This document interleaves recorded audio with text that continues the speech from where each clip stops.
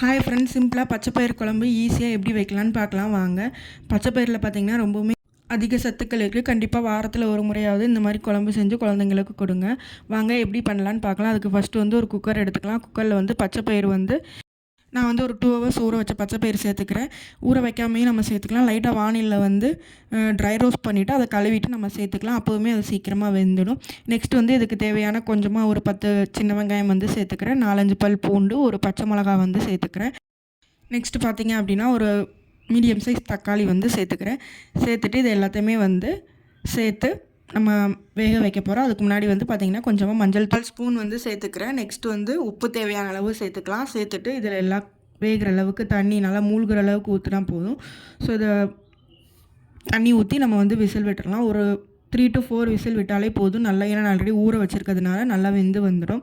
Next வந்து இதுக்கு தேங்காய் பேஸ்ட் வந்து அரைக்கணும். அதுக்காக வந்து கொஞ்சமாக தேங்காய் வந்து சேர்க்கணும். ஸோ அதுக்காக 2 பத்தை தேங்காய் எடுத்துக்கிறேன். நெக்ஸ்ட்டு வந்து கொஞ்சோன்னு ஜீரகம் வந்து சேர்த்து இதில் லைட்டாக தண்ணி விட்டு நல்லா வந்து பேஸ்ட்டாக அரைச்சி எடுத்துக்கலாம். நம்ம வந்து தேங்காய் பாலாக சேர்க்கணுனாலும் சேர்க்கலாம், இல்லை நல்லா மையாக அரைச்சி தேங்காய் விழுதாக சேர்க்கணுனாலும் சேர்க்கலாம். அது நம்மளோட இஷ்டம் தான். தேங்காய் பாலாக சேர்க்கும் போது நல்லாவே டேஸ்ட் இருக்கும். நெக்ஸ்ட்டு இந்த குழம்பு வந்து தாளிக்க போகிறோம். ஸோ தாளிக்கிறதுக்காக கடாயில் எண்ணெய் விட்டு எண்ணெயை வந்து நல்லா காஞ்சதுமே கடுகு கருவேப்பிலை போட்டு தாளிச்சிட்டு பூண்டை வந்து நல்லா இடித்து சேர்த்துக்கிறேன். ஏன்னா வந்து நம்ம பாசிப்பயிறு வந்து பார்த்திங்க அப்படின்னா நல்லா வாயு பிடிக்கும். ஸோ அதுக்காக தான் பூண்டு சேர்த்துக்கிறோம். ஆல்ரெடி வேக வைக்கும்போது சேர்த்துக்கிறோம். இப்போ தாளிக்கும் போது சேர்த்தும்போது நல்லா வாசமாகவும் இருக்கும். ஸோ வந்து நான் வந்து பூண்டு சேர்த்து நல்லா வந்து இதை வதக்கி விட்டுறேன். நெக்ஸ்ட்டு வந்து சின்ன வெங்காயம் கொஞ்சம், தக்காளி 1 போட்டு எல்லாத்தையுமே வதக்கி இது நல்லா அந்த தக்காளி வந்து மசிய வெந்து வரணும். அந்த அளவுக்கு வந்து மூடி போட்டு அதை நல்லா வேக வச்சு எடுத்துக்கிறேன். நெக்ஸ்ட்டு வந்து மசால் பொடி வந்து சேர்த்துக்கிறேன். வீட்டு மசால் பொடி, வீட்டிலே அரைச்சா குழம்பு மிளகாய்த்தூள் வந்து ஒரு 2 ஸ்பூனும், காரத்துக்கு வந்து தனி மிளகாய்த்தூள் வந்து ஒரு 1/2 ஸ்பூன் ஆட் பண்ணிக்கிறேன். வீட்டு மிளகாய் பொடியிலையுமே காரம் இருக்கும்.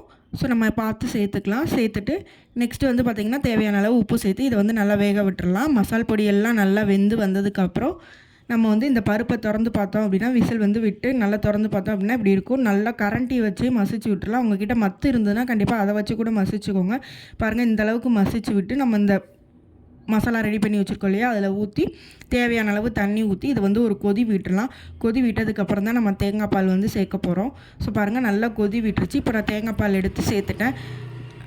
கிண்டி விட்டு இதை வந்து லைட்டாக ஒரே ஒரு கொதி மட்டும் வர்ற அளவுக்கு விட்டுட்டு நம்ம கொத்தமல்லி தூவி இறக்கணுன்னா சூப்பரான பச்சைப்பயிறு குழம்பு வந்து ரெடி ஆகிடும். ரொம்பவுமே டேஸ்ட்டாக இருக்கும். கண்டிப்பாக ஒரு டைம் நீங்கள் ட்ரை பண்ணி பாருங்கள். குழந்தைங்கலேருந்து பெரியவங்க வரைக்கும் விரும்பி சாப்பிடுவாங்க. இந்த குழம்பு சப்பாத்தி, ரைஸ், தோசை அப்படின்னு எல்லாத்துக்குமே சைட் டிஷ்ஷாக சூப்பராக இருக்கும். கண்டிப்பாக நீங்கள் ட்ரை பண்ணி பாருங்கள். தேங்க்யூ.